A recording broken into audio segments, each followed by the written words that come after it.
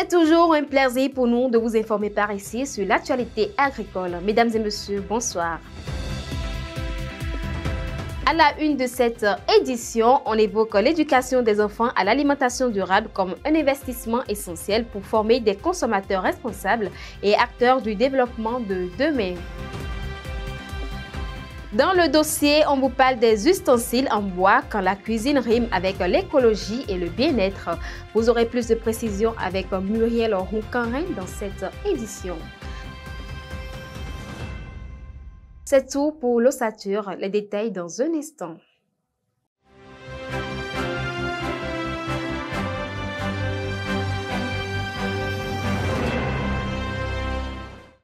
À nouveau, bonsoir. D'après les pronostics de la météo, les premières heures de la journée de demain à Abomey-Calavi seront marquées par des averses. La température matinale avoisinera les 26 degrés Celsius, accompagnée d'une légère brise soufflant à 13 km par heure. L'atmosphère sera particulièrement humide avec un taux d'humidité estimé à 86%, accentuant la sensation de la moiteur. L'après-midi s'annonce pluvieux avec des précipitations abondantes à prévoir. Le mercure grimpera jusqu'à 28 degrés Celsius, mais la chaleur ressentie pourrait atteindre 31 degrés Celsius en raison de l'humidité persistante. Préparez-vous à une journée bien arrosée et pensez à garder un parapluie à portée de main. La mini-foire départementale du consommation local démarre ce mercredi 23 octobre 2024 au Carrefour Sainte-Cécile de Cotonou et se déroulera jusqu'au 27 octobre 2024. Organisée par la Direction départementale de l'industrie et du commerce de l'Atlantique et du littoral, elle met en avant des produits alimentaires, textiles, cosmétiques et artisanaux issus du savoir-faire béninois. Une occasion unique de découvrir et valoriser les richesses locales. Face aux défis croissants liés à l'alimentation, éduquer les enfants aux bonnes pratiques alimentaires s'impose comme une nécessité. Leur apprendre à faire des choix éclairés et à valoriser les produits locaux, c'est préparer des citoyens de demain à relever les défis du développement durable. Suivez ce reportage de Madeleine Atodjinou à travers la voix de Maëlle Anatan. Dans un monde où la question de l'alimentation devient si préoccupante, l'éducation de tous relève d'une grande importance, sans oublier les enfants. Un processus qui commence depuis la conception. L'éducation alimentaire des enfants de nos jours est primordiale. Sans une éducation minimale à la base de nos enfants, nous risquons de laisser ces enfants contracter des maladies. Et avant de parler de l'éducation alimentaire des enfants, je parlerai de l'alimentation de l'enfant, surtout le petit enfant, le nourrisson, les 1000 premiers jours, depuis la conception dans le ventre de sa mère, l'alimentation de l'enfant jusqu'aux 1000 premiers jours. Qu'est-ce que nous appelons 1000 premiers jours, c'est-à-dire avant que l'enfant n'ait l'âge de 2 ans, est capital, primordial et fondamental. Ainsi, initier les enfants aux enjeux de l'alimentation est une approche pertinente, en leur apprenant à faire des choix alimentaires sains et à privilégier les produits locaux. Ils sont préparés à devenir des consommateurs responsables. Les avantages que nous avons à initier les enfants à l'éducation alimentaire sont: nous allons amener ces enfants à éviter d'abord la malnutrition sous toutes ses formes. Parce que quand nous parlons de la malnutrition, il y a la sous-alimentation, la dénutrition et les autres formes de malnutrition aiguës sévères. Et ces enfants, si nous les initions à l'éducation alimentaire, nous allons les amener à savoir coordonner les repas, à savoir manger de façon équilibrée, de façon saine. Et si nous apprenons tout ça aux enfants, nous devons leur demander de privilégier nos aliments locaux. Nous avons plus de nutriments dans nos aliments locaux que les fast-foods que nous voyons aujourd'hui. Éduquer les enfants dès leur plus jeune âge est un investissement pour l'avenir. Les responsabiliser tôt permet de favoriser l'émergence de futurs acteurs du développement durable.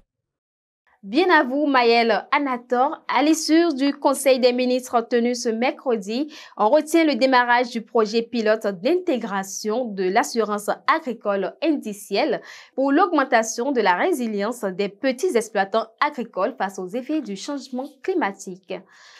La réorganisation de la filière ANACAD s'est achevée avec une nouvelle interprofession. Le président Léopold Lokosso partage ses impressions, adresse un message aux producteurs et les rassure sur leur rôle dans la relance. Suivons-le. Dans la COCA, il y aura le rôle de chaque acteur. Aujourd'hui, il y a la famine des producteurs. Maintenant, vous savez, il y a des plants qui sont déjà vétustes. Nous devons chercher à remplacer ces plants et aussi avoir la variété qui produise mieux le rendement. Parce qu'aujourd'hui, nous sommes à 350 kg. Nous pouvons avoir une variété qui peut aller à 1000, à 2000 de rendement.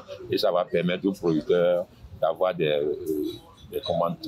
bénéfices et avoir bénéficié du fruit de son labeur et que le prix soit effectivement rémunérateur aux producteurs. Le message premier, c'est de comprendre que c'est un engagement que nous venons de prendre et c'est un défi que nous devons relever, transformer toute la matière première au Bénin qui constitue la richesse pour le pays. Donc chacun n'a qu'à jouer son rôle à son niveau pour qu'il n'y ait pas de conflit d'attribution premièrement et que chacun n'a qu'à jouer son rôle pour pouvoir accompagner effectivement le travail. Je parle des producteurs parce que sans la production, rien, les transformateurs n'auront rien. Et je parle aussi aux transformateurs d'avoir la capacité de transformer tout ce que nous allons produire au niveau local pour créer de la richesse pour notre pays. Le gouvernement a lancé ce lundi 21 octobre 2024 à Ouida les bootcamps du projet YES, Jeunes, Éducation et Santé, après Natitengo et Parakou. Ce projet porté par le ministère du Sport en partenariat avec l'UNFPA et soutenu financièrement par le Luxembourg vise à promouvoir l'autonomisation des jeunes et l'accès à la santé sexuelle et reproductive.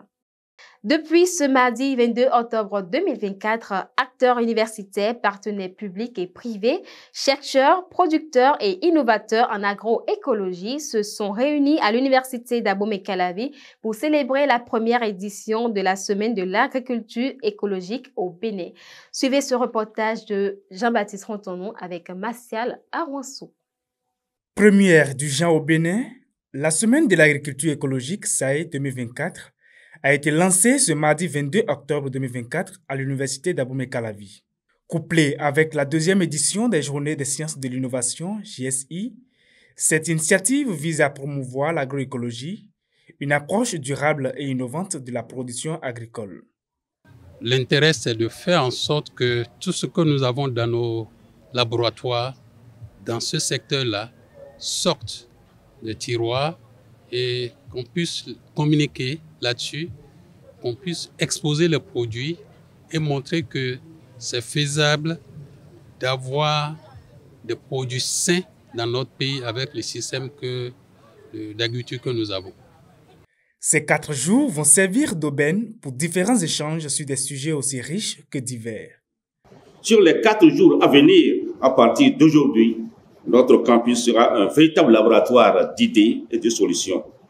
Des conférences scientifiques, des expositions et des démonstrations d'innovation nous permettront de découvrir l'excellence de la recherche menée à l'université d'Abomey-Calavi ainsi que dans d'autres institutions partenaires. Je suis convaincu que cet événement sera inspiré de nouvelles pistes de réflexion et d'action pour le bien de tous. Également, cette semaine est une occasion parfaite pour trouver des solutions durables aux problèmes qui minent le développement du pays. Aussi, quelques recommandations ont été faites pour pérenniser les résultats qui découlent de cet événement. La recherche, oui, mais dans ce chantier très vaste, parce que les besoins des communautés sont énormes, il faudrait pouvoir évaluer les pas que les gens font et encourager les innovations qu'il y a. Et quand il y a innovation, la seule chose qui revient aux dirigeants de faire, c'est de détecter cette innovation, de mesurer sa portée et de contribuer à sa mise en œuvre, à sa valorisation. Soyons réalistes l'agroécologie ne vient pas prendre la place de l'agriculture conventionnelle. Mais il y a des secteurs, quand je prends le secteur du maraîchage, que nous devons faire en sorte qu'on ait plus d'agroécologie dans ce sous-secteur-là, comparé, mais pour les cultures industrielles majeures, je ne pense pas qu'on puisse dire que c'est forcément l'agroécologie. Cette première édition de la Semaine de l'agriculture écologique va connaître son épilogue le vendredi 25 octobre 2024. Le fait culminant est la foire d'exposition organisée à cette circonstance, un espace dédié à la valorisation des produits biologiques et écologiques. Je l'annonçais dans le menu de cette édition, adopter les ustensiles de cuisine en bois de nos jours, c'est allier goût, santé et respect de l'environnement. C'est ce qu'on peut retenir de ce reportage de Muriel Roncarin et Jean-Dac Torono. Suivez. Aujourd'hui, les ustensiles en bois se retrouvent davantage sur le marché béninois. Ces matériels offrent plusieurs avantages souvent invisibles. Considérés comme des antibactériens, ils apportent un bien à la santé humaine. Les ustensiles en bois contiennent des propriétés antimicrobiennes, c'est-à-dire que des études ont prouvé que les microbes séjournent moins longtemps sur les ustensiles en bois que les ustensiles en plastique. Nous, ce que nous utilisons pour nos finitions, ce sont des huiles alimentaires. Aujourd'hui, nous avons refusé d'utiliser le colza. Il y a un type de colza qu'on utilisait avant, c'est le colza naturel. Mais aujourd'hui, on utilise une huile de finition essentiellement faite à base de karité. Donc quand les gens prennent nos assiettes aujourd'hui, ils sentent le karité dessus. Pratique, écologique et hygiénique, ces ustensiles conviennent parfaitement à une utilisation en cuisine et à une meilleure décoration. Faisons le choix fort d'être écologique en utilisant soit la terre cuite, d'accord, et assurons-nous que les vernis qui sont utilisés pour la terre cuite sont vraiment naturels. Le bois vous permet d'être naturel. Le bois vous permet, d'avoir cet aspect de neutralité de goût. C'est-à-dire quoi? Lorsque vous préparez vos repas, par exemple avec du spatule en bois, cela ne mélange pas avec le goût de l'inox, qui est votre casserole. Et maintenant, quand vous venez à table, ça garde complètement le goût. Les épices restent en fait, d'accord, dans l'assiette et vous sentez réellement le goût. Il y a le côté esthétique du bois. Le bois est esthétique, il est joli. Donc, servir un repas dans une assiette en bois ou bien avoir du bois comme ustensile ou avoir du bois comme louche, ça fait joli dans la cuisine. 100% naturel et biodégradable, les ustensiles de cuisine faits en bois sont sans impact négatif sur l'environnement. Ils ne laissent absolument aucun déchet sur terre après son utilisation. On vous informe à présent sur l'actualité hors de nos frontières. Près de 400 acteurs agricoles de l'Afrique de l'Ouest se réunissent à Abuja du 21 au 24 octobre 2024 pour le forum régional sur l'agroécologie et l'agriculture biologique. Organisé par WAFRON, la CEDEAO et Action Aid, l'événement porte sur le financement des systèmes alimentaires durables. Il vise à promouvoir des politiques et pratiques agricoles résilientes comme l'agroécologie et l'agriculture biologique. Et c'est sur cette dernière information que se referme cette édition, mais il m'importe de vous rappeler cette citation anonyme qui dit ceci: « Un petit chez soi vaut mieux qu'un grand chez les autres ». Merci d'avoir suivi cette édition. À bientôt. Au revoir.